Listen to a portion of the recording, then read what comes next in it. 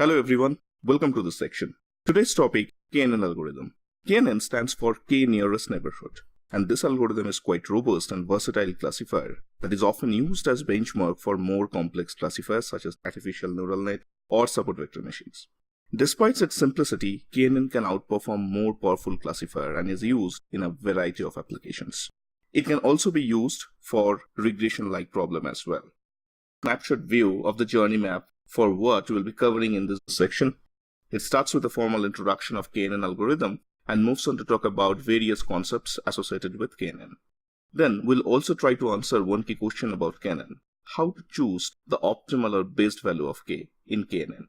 Various approaches to KNN algorithm and advantages of such method we will also discuss. Finally, we will conclude with a case study. Introduction to KNN. KNN is a very simple machine learning algorithm used for both classification and regression.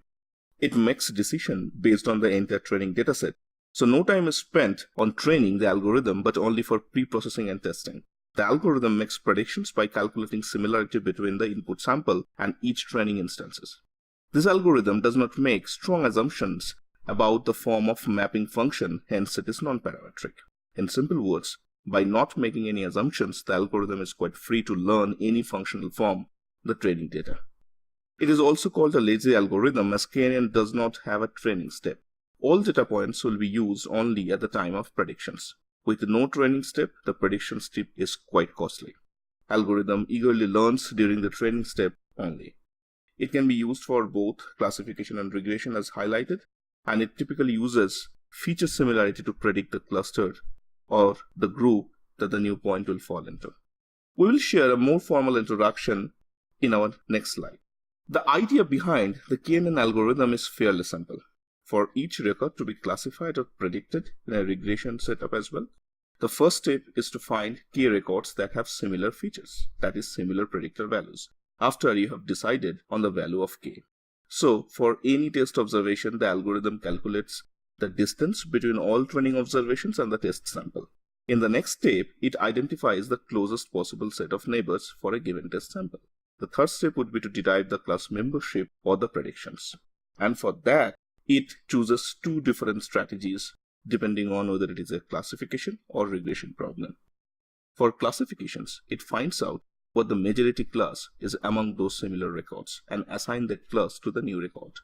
For prediction, also known as KNN regression, it finds the average among the similar records and use that average value as prediction for the new record.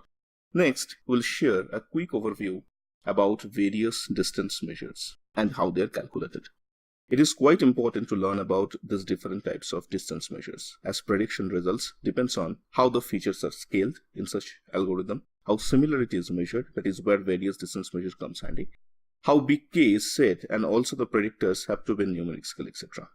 Now, when it comes to the similarity-based measures, for example, Euclidean distance is the square root of sum of the square distance between 2 points. It's also known as L2 norm.